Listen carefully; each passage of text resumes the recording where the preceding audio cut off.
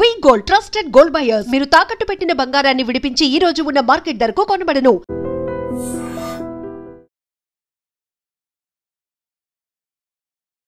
నమస్తే, welcome to I dream talking point with Kavitha. Vijayadashami రోజు ప్రతి ఏటా జరిగేటువంటి దేవరగట్టు కర్రల జాతరలో ఇద్దరు మరణించారు. 700 సంవత్సరాల చరిత్ర ఉన్నటువంటి ఈ ఉత్సవానికి సంబంధించి బన్నీ ఉత్సవంగా పిలుస్తుంటారు. ఈ ఉత్సవంలో ఇరు వర్గాలు ఒకరినొకరు కర్రలతో దాడి చేసుకుంటూ ఉంటారు. అదే సంస్కృతి సంప్రదాయంగా వస్తుంది. తమను కాపాడేటువంటి దేవుణ్ణి రక్షించుకునే ప్రయత్నంలో, ఆ దేవుణ్ణి సొంతం చేసుకునే ప్రయత్నంలో భాగంగా ఇరు వర్గాలకు చెందినటువంటి భక్తులు కర్రలతో దాడి చేసుకునేటువంటి సంప్రదాయం 700 సంవత్సరాలుగా కొనసాగుతూ వస్తుంది.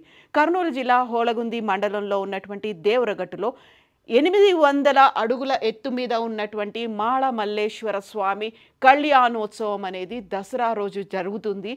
మల్లేశ్వర స్వామి అమ్మవార్ల కళ్యాణోత్సవం జరిగిన తర్వాత ఊరేగింపుగా వెళ్తున్నటువంటి స్వామి అమ్మవార్ల విగ్రహాల్ని స్వంతం చేసుకోవడానికి అక్కడ ఇరు వర్గాలు అంటే 3 గ్రామాల ప్రజలు ఒకవైపు, 7 గ్రామాల ప్రజలు మరొక వైపు ఉండి కర్రలతో దాడి చేసుకుంటూ ఉంటారు.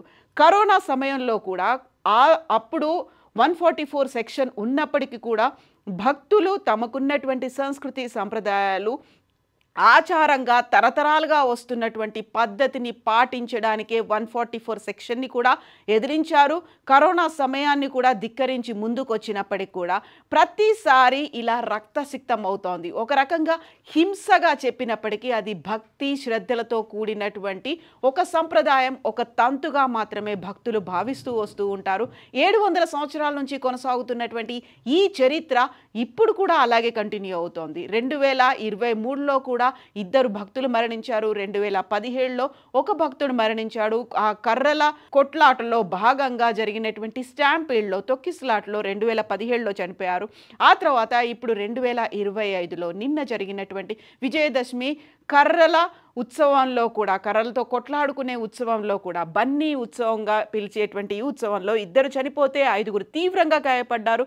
100 మందికి పైగా గాయాల పాలయ్యారు. అయితే అక్కడ కూడా ఒక నమ్మకం, స్వామి అమ్మవార్లకు చెందినటువంటి పసుపుని కనుక పూసుకుంటే ఆ దెబ్బలు, ఆ నొప్పులు తగ్గిపోతాయని. అక్కడ రక్తం చిందించడం అనేది భక్తికి, శక్తికి, నమ్మకానికి ప్రతిరూపంగా ఈ బన్నీ ఉత్సవం అనేది కొనసాగుతూ వస్తోంది.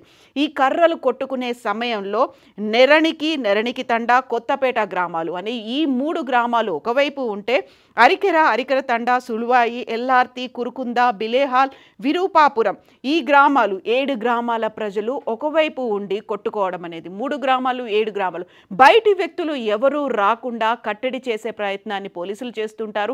1000కి పైగా పోలీసులు ఒక బృందంగా ఏర్పడి ముందు నుంచి కూడా ఇలాంటి కర్రలతో కొట్టుకునే ఉత్సవాన్ని జరగకుండా చూడాలి, శాంతియుతంగా జరగాలని చూసినప్పటికీ ఇది హింస లేకపోతే ఒక హానికరమైనటువంటి ఉత్సవంగా భావిస్తూ వస్తున్నప్పటికీ భక్తులు మాత్రం దీనిని కేవలం తమ భక్తి శ్రద్ధలు, శక్తికి ప్రతిరూపంగా భావించడంతో ఈ ఉత్సవం అనేది ఇప్పటిదాకా కొనసాగుతూ వస్తుంది.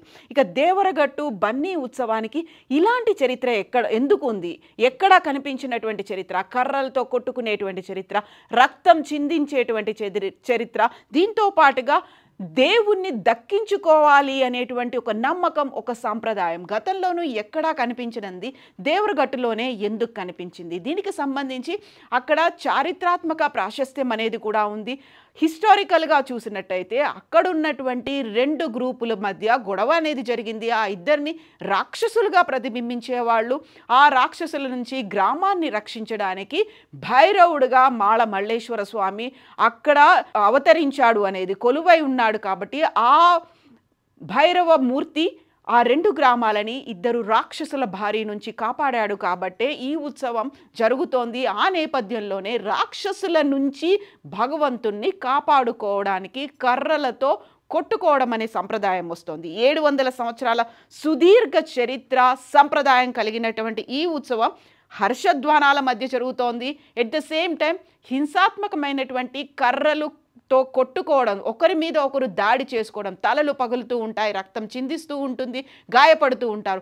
అయినప్పటికీ కూడా అఫీషియల్గా 100 మంది గాయపడ్డారు నిన్న రాత్రి జరిగినటువంటి ఈ ఉత్సవంలో అని చెప్పినప్పటికీ అంతకు మించి కూడా హాస్పిటల్స్కి వెళ్లకుండానే అక్కడ ఉన్నటువంటి పసుపుని రుద్దుకొని ఇళ్లకు వెళ్ళిపోయినటువంటి భక్తుల సంఖ్య ఇంకా ఎక్కువగానే ఉంది అనేటువంటిది అక్కడ ఉన్నటువంటి భక్తులు చెప్తున్నటువంటి మాటను బట్టి తెలుస్తోంది. పురాణాల ప్రకారం పూర్వకాలంలో మల్లాసుర అనే రాక్షసులు ఆ గ్రామంలో శాంతిని విఘాతం కలిగించేలా చర్యలు చేశారు.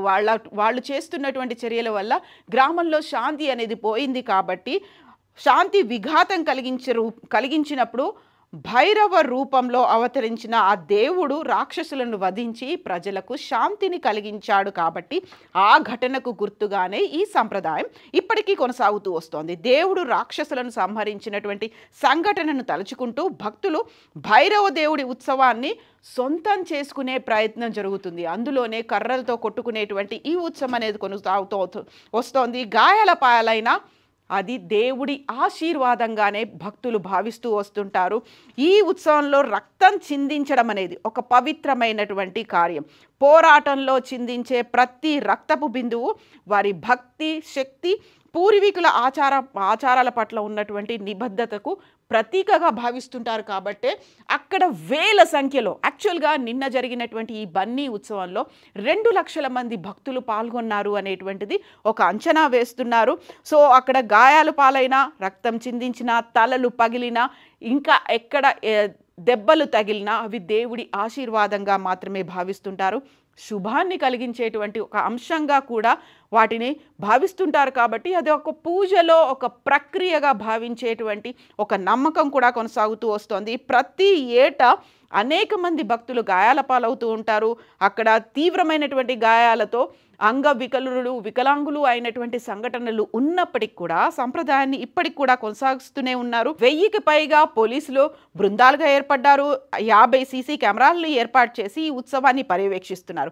ఇక 30 చెక్ పోస్టులని కూడా ఏర్పాటు చేసినప్పటికీ బయటి ప్రాంతాల నుంచి వచ్చేవారు ప్రమాదకరమైనటువంటి వస్తువులు, కేవలం కర్రలు మాత్రమే కాకుండా రాళ్లు కావచ్చు, ఇతర ప్రమాదకరమైన హాని కలిగించేటువంటి వస్తువులు తీసుకురాకుండా 30 చెక్ పోస్టులను ఏర్పాటు చేసి అత్యవసరమైనటువంటి చికిత్స అందించడానికి అక్కడే హెల్త్ చెక్ పోస్టులను కూడా ఏర్పాటు చేశారు. మొత్తంగా ఈ 700 ఏళ్ల సంప్రదాయాన్ని పాటించడం, కేవలం కర్రలతో కొట్టుకోవడం మాత్రమే కాదు, అక్కడ నియమ నిష్టల్ని కూడా పాటించడం అనేది భక్తులు తరతరాలుగా చేస్తున్నటువంటి ఒక సంప్రదాయంలో భాగంగా వస్తోంది. ఉపవాసాలు ఉంటారు, కఠినమైనటువంటి ఆహార నియమాల్ని కూడా పాటిస్తూ ఉంటారు. ఎట్ ద సేమ్ టైం తీసుకోవాల్సినటువంటి దీక్షలు కూడా తీసుకుంటూ ఉంటారు. అయినప్పటికీ ఇది ఒక హానికరమైనటువంటి, ప్రమాదకరమైనటువంటి చర్య అనే మాటని మాత్రం భక్తులు ఒప్పుకోరు. 700 ఏళ్ల నుంచి వస్తున్నటువంటి ఒక సంప్రదాయాన్ని తాము కూడా కొనసాగిస్తున్నాము. ఒకవేళ కరోనా లాంటి విపత్కరమైనటువంటి పరిస్థితులు వచ్చినప్పటికీ, లేకుంటే వర్షాలు, వరదలు వచ్చినప్పటికీ కూడా కొద్దిగా భక్తుల సంఖ్య తగ్గుతుందేమో కానీ ఆ సంప్రదాయం మాత్రం ఇప్పటికీ కూడా కంటిన్యూ అవుతూనే ఉంది.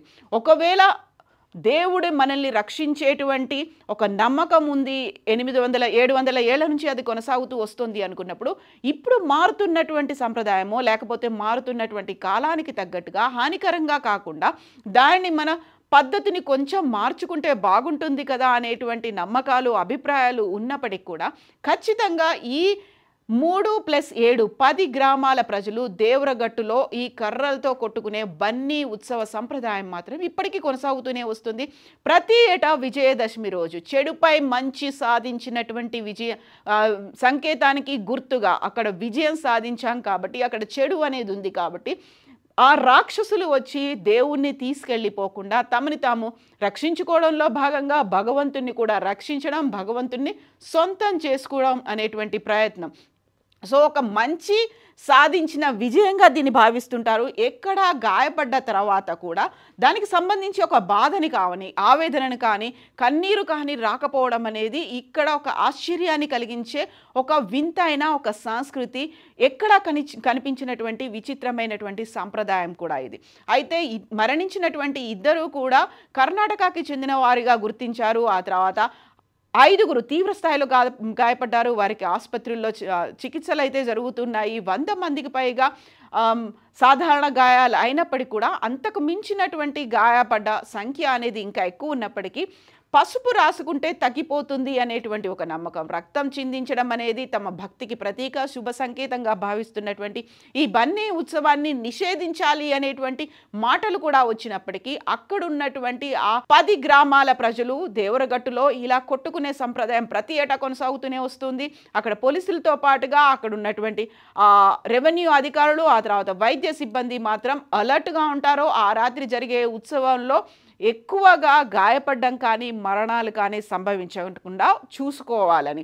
యాక్చువల్గా ఈ బన్నీ ఉత్సవంలో ఇది హానికరంగా భావిస్తున్నారా, లేకుంటే తీవ్రమైనటువంటి భక్తిగా భావిస్తున్నారా, లేకపోతే ఈ సంప్రదాయం ఇలా కొనసాగాలా, ఆపేయాలా? మీరేమనుకుంటున్నారో కామెంట్స్ రూపంలో తెలియజేయండి. నిజంగా ప్రస్తుతం ఉన్నటువంటి సమాజం దేనికి ప్రయారిటీ ఇస్తుంది? ఆర్థిక సంబంధాల చుట్టూ మాత్రమే తిరుగుతుంది. మళ్ళీ ఎన్నికలంగానే చాలా విరక్తి కలుగుతుంది. మంచి అనిపిస్తుంది కదా, లేడీస్ కూడా ఛాలెంజింగ్ జాబ్స్ చేసినప్పుడు చాలా బాగుంటది. ట్రాఫిక్ అసిస్టెంట్స్ గా నియమించిన ట్రాన్స్జెండర్స్ అందరితో సాల్యూట్ చేయించుకుంటున్నారు. ఫుడ్ డెలివరీ ఇవ్వటానికి వెళ్ళినటువంటి డెలివరీ బాయ్ అనిల్ పై కళ్ళ ముందు పెళ్ళండి కొట్టి